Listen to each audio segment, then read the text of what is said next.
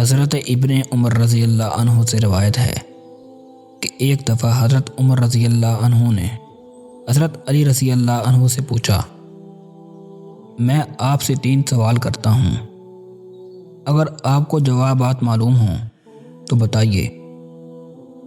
حضرت علی نے فرمایا، پوچھئے۔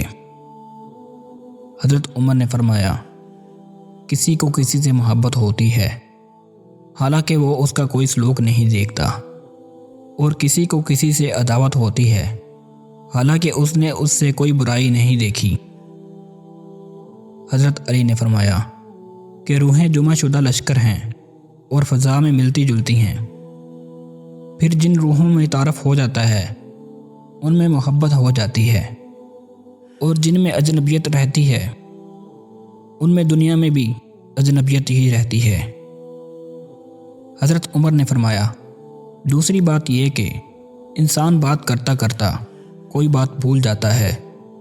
پھر اچانک اسے بات یاد آ جاتی ہے، اس کی کیا وجہ ہے؟ حضرت علی نے فرمایا،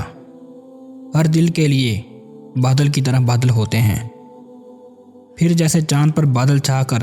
اس کی روشنی مٹا دیتا ہے، اور جب ہٹ جاتا ہے تو پھر چاند روشن ہو جاتا ہے،